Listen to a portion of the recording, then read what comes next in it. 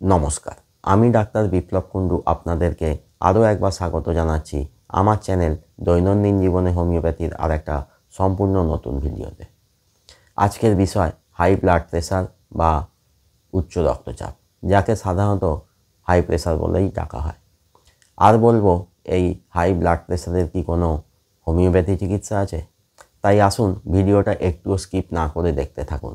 দেখবেন আমার অন্যান্য ভিডিওর সাথে আজকের ভিডিওর বক্তব্যের মধ্যে অনেক ডিফারেন্স।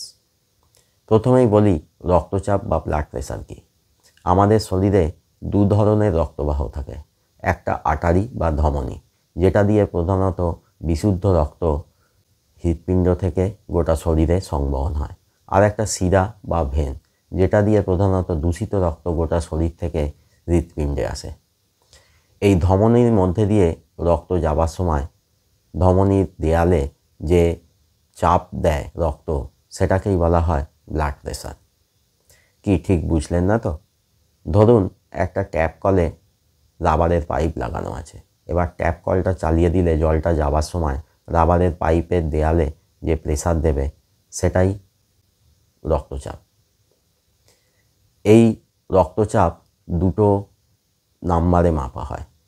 একটা যখন হার্টবিট হয় সেই সময় যেটা আসে সেটা বেশি, সেটাকে বলা হয় সিস্টোলিক। আর দুটো হার্টবিটের মাঝখানে যেটা আসে সেটা কম, সেটাকে বলা হয় ডায়াস্টোলিক। অর্থাৎ কারোর ব্লাড প্রেশার যদি 120/80 হয়, তাহলে 120 হলো তার সিস্টোলিক ব্লাড প্রেশার আর 80 হলো তার ডায়াস্টোলিক ব্লাড প্রেশার। আর এই ব্লাড প্রেশার মাপা হয় মিলিমিটার অফ মার্কারি একক দিয়ে। স্বাভাবিক ব্লাড প্রেশার কি? দিনের বিভিন্ন সময় প্রত্যেকের ক্ষেত্রে ব্লাড প্রেশার একটু কম বেশি হতে পারে। তবে সিস্টোলিক ব্লাড প্রেশার 110 থেকে 130 এবং ডায়াস্টোলিক 70 থেকে 90 মিলিমিটার অফ মার্কারিকে স্বাভাবিক ব্লাড প্রেশার বলে ধরা হয়। এবার কখনো দেখা যায় যে প্রেশার মাপার মেশিন, তার কাপ যদি ভিন্ন ভিন্নভাবে বাঁধা হয় বা ভিন্ন হাতে প্রেশার মাপা হয়, তাহলেও প্রেশার কম বেশি হতে পারে। তাহলে হাই ব্লাড প্রেশার কখন বলা হবে এবং কখন হাই ব্লাড প্রেশারের জন্য ওষুধ খেতে হবে? যদি সিস্টোলিক ব্লাড প্রেশার 130 এবং diastolic blood pressure 90 millimetre of mercury আলাদা আলাদাভাবে বা একসঙ্গে হয়, তাহলেই তাকে হাই ব্লাড প্রেশার বলা হবে। তাহলে কারো যদি এক বা দুবার 130 সিস্টোলিক ব্লাড প্রেশার বা ডায়াস্টোলিক ব্লাড প্রেশার 90 হয়, তাহলেই কি তাকে হাই প্রেশারের জন্য ওষুধ শুরু করতে হবে? না, এটা বিভিন্ন কায়িক শ্রম, দিনের বিভিন্ন সময় টেনশন অ্যাংজাইটিতে থাকার জন্য হতেই পারে। তাই তাদের প্রেশারটা বারবার কিছুদিন ছাড়া ছাড়া চেক করতে হবে। যদি দেখা যায় যে সব সময় তার প্রেশার এই 130 সিস্টোলিক ব্লাড প্রেশার বা 90 ডায়াস্টোলিক ব্লাড প্রেশার থাকছে, তাহলে তাকে ওষুধ খেতে হবে। কিন্তু যদি দেখা গেল কারো blood pressure 150/100 millimetre of mercury বা তারও বেশি, যাকে এসেনশিয়াল হাইপারটেনশন বলে, তাহলে তাকে তৎক্ষণাৎ ব্লাড প্রেশার কমানোর ওষুধ শুরু করতে হবে। হাই ব্লাড প্রেশারের চান্স কাদের বেশি? যাদের ফ্যামিলিতে কারো হাইপারটেনশন বা হাই ব্লাড প্রেশারের হিস্ট্রি থাকে, যারা অতিরিক্ত স্মোকিং করেন, যারা প্রতিদিন দৈহিক কাজকর্ম বা অন্যান্য এক্সারসাইজ করেন না, যারা অতিরিক্ত টেনশন অ্যাংজাইটি করেন, যারা ঘি, তেল, মাখন জাতীয় খাবার, রেড মিট, সামুদ্রিক মাছ বা বড় মাছ এসব বেশি খায়, যাদের ডায়াবেটিস এবং অন্যান্য কিডনি রোগের সমস্যা থাকে, তাদেরই হাই ব্লাড প্রেশারের চান্স বেশি। হাই ব্লাড প্রেশার হলে কী কী লক্ষণ দেখা যায়? সাধারণত প্রথম হাই ব্লাড প্রেশারে কোনো লক্ষণ দেখা যায় না। তবে কখনো কখনো মাথা ব্যথা, মাথা ঝিমঝিম করা, দুর্বল লাগা, শ্বাসকষ্ট হওয়া, এই লক্ষণগুলো দেখা যেতে পারে। হাই ব্লাড প্রেশার কন্ট্রোল করার কি কোনো হোমিওপ্যাথি চিকিৎসা আছে? প্রথমেই বলি, প্রত্যেক প্যাথিরই কিছু না কিছু স্কোপ অ্যান্ড লিমিটেশন আছে। সেরকম হোমিওপ্যাথিরও আছে। কারো প্রেশার যদি হঠাৎ করে 180/120 মিলিমিটার অফ মার্কারি হয় এবং সে যদি মনে করে হোমিওপ্যাথি ওষুধ খেয়ে তার প্রেশার সঙ্গে সঙ্গে স্বাভাবিক হয়ে যাবে, তা প্রায় অসম্ভব। কারণ এই প্রেশার নির্ভর করে শরীরে রক্ত সঞ্চালনের ওপর, আর রক্ত সঞ্চালন নির্ভর করে হার্টের ওপর, যা এক মুহূর্তও সময় দেয় না। তাই আমি বলি, কারো প্রেসার যদি বর্ডার লাইন অর্থাৎ 130/90 মিলিমিটার অফ মার্কারি থাকে, তাহলে সে হোমিওপ্যাথিক পোটেন্টাইজড মেডিসিন খেয়ে প্রেসারটা স্বাভাবিক রাখার চেষ্টা করুন। কিন্তু কারো প্রেসার যদি এরকম খুব বেশি অর্থাৎ এসেনশিয়াল হাইপারটেনশন হয়ে যায়, তাহলে সে কোনো মডার্ন মেডিসিনের ভালো ডাক্তারবাবুর পরামর্শ নিয়ে ওষুধ খাওক।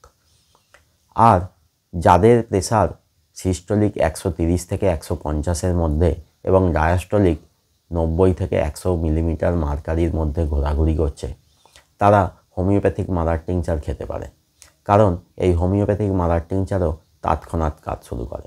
তবে একটা কথা মনে রাখতে হবে, এই হোমিওপ্যাথিক মাদার টিংচার হোক বা মডার্ন মেডিসিনের মেডিসিন শুরু করলে আপনাকে কিন্তু বাকি জীবনটা খেয়ে যেতেই হবে, একদিনও মিস করা যাবে না। কারণ এই high blood pressure brain stroke করার অন্যতম কারণ, তাই একে অবহেলা একেবারেই করা যাবে না। যাই হোক, এবার বলবো বর্ডার লাইন ব্লাড প্রেসার থাকলে কোন মেডিসিন প্রয়োজন। রুগীর টোটালিটি অফ সিমটমস অনুযায়ী যে মেডিসিন আসবে সেটাই পোটেন্টাইজড ফর্মে খেতে হবে। 4 থেকে 6টি ডোজ, দিনে 2 বার করে 1 ফোঁটা করে। তবে দেখা গেছে ফসফরাস 30 এই ব্যাপারে খুব কার্যকরী ভূমিকা নেয়। এবার যাদের প্রেসার আরেকটু বেশি, তারা কোন কোন মাদার টিংচার ব্যবহার করতে পারে। প্রথম, রাউলফিয়া সার্পেন্টিনা মাদার টিংচার। হাইপারটেনশন কন্ট্রোল করার জন্য সবথেকে বেশি ব্যবহার হয় এই রাউলফিয়া। রাউলফিয়া তখনই খাবেন যখন ধমনির আর্থ্রোমেটাস চেঞ্জ খুব বেশি হয়নি। এক্ষেত্রে খেতে হবে রাউলফিয়া মাদার টিংচার 8 থেকে 10 ফোঁটা 1/2 কাপ জলে গুলে দিনে 3 বার করে। পরের মেডিসিন ক্র্যাটেগাস মাদার টিংচার।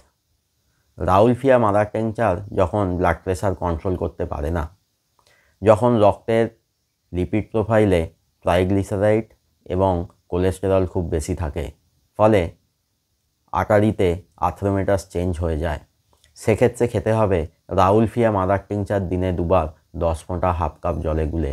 এর সঙ্গে ক্র্যাটেগাস মাদার টিংচার দিনে 2 বার 10 ফোঁটা করে 1/2 কাপ জলে গুলে। পরের medicine passiflora mother tincture. Essential হাইপারটেনশনের ক্ষেত্রে ব্লাড প্রেসার যখন খুব বেশি থাকে, তখন রাউলফিয়া মাদার টিংচার একা ব্লাড প্রেসার কন্ট্রোল করতে পারবে না। তখন খেতে হবে রাউলফিয়া মাদার টিংচার দিনে 2 বার 10 ফোঁটা করে 1/2 কাপ জলে গুলে। তার সঙ্গে প্যাসিফ্লোরা মাদার টিংচার রাত্রে শুতে যাবার আগে 20 ফোঁটা 1/2 কাপ জলে গুলে। আপনারা বলবেন, এতদিন তো আমি সিঙ্গেল মেডিসিনের কথা বলে এসেছি, তাহলে আজ কেন 2টো করে মেডিসিন খাবার কথা বলছি। আসলে এই কেসগুলো লস্ট কেস, অর্থাৎ রুগীরা কখনোই পুরোপুরি সুস্থ হতে পারবেন না এত বেশি ব্লাড প্রেসার থাকলে। তাই যতদিন এই মাদার টিংচার খেয়ে অন্যান্য প্যাথির যে সাইড এফেক্ট, সেখান থেকে দূরে থাকা যায়, এইটাই আর কি। আবারও আমি বলবো, যাদের ব্লাড প্রেসার খুব বেশি তারা নিয়মিত ব্লাড প্রেসার চেক করান, রক্তের লিপিড প্রোফাইল এবং ব্লাড সুগার চেক করান। কারণ হার্ট বা ব্রেন আপনাকে সময় দেবে না। ব্লাড প্রেসার খুব বেশি হয়ে গেলে এই দুটোতেই সমস্যা। আজকের ভিডিও এখানেই শেষ করছি। যদি ভিডিওটা ভালো লাগে তাহলে লাইক, শেয়ার ও কমেন্ট করবেন। আর যারা চ্যানেলে নতুন বা এখনও চ্যানেলটা সাবস্ক্রাইব করেননি, তারা চ্যানেলটা তাড়াতাড়ি সাবস্ক্রাইব করে নিন।